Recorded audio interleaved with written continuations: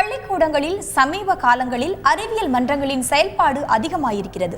இதை பற்றிய ஒரு செய்தி தொகுப்பை பார்க்கலாம். இது சென்னை தியாகராய நகரில் உள்ள ஒரு பள்ளியில் நடக்கும் அறிவியல் மன்ற வகுப்பு.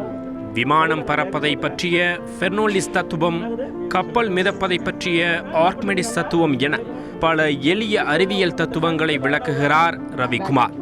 மாணவர்கள் சளைக்காமல் எதிர்கேள்வி கேட்டு புரிந்து கொள்கின்றனர். இது மற்ற வகுப்புகளிலிருந்து வித்தியாசமானதாக இருக்கிறது. இதுபோன்ற அறிவியல் மன்றங்கள் தமிழ்நாட்டில் 500க்கும் மேற்பட்ட பள்ளிகளில் செயல்பட்டு வருகின்றன.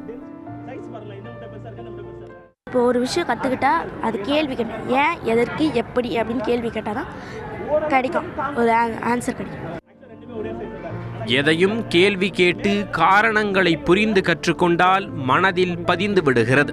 இதுபோன்ற அறிவியல் மன்றங்களில் கிடைக்கும் எளிய பயிற்சிகளால் மாணவர்களுக்கு சிந்திக்கும் பழக்கம் உண்டாகிறது.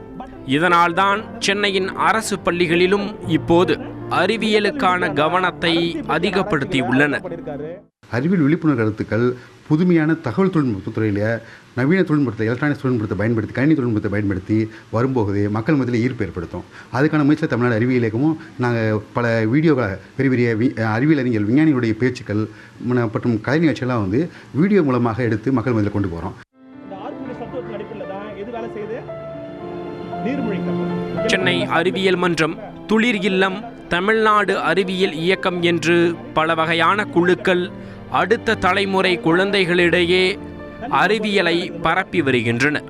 சுற்றுச்சூழலுக்கும் அறிவியலுக்கும் இடையே முரண்பாடு இருப்பது போன்ற தோற்றம் சமீப காலங்களில் ஏற்பட்டு வருகிறது.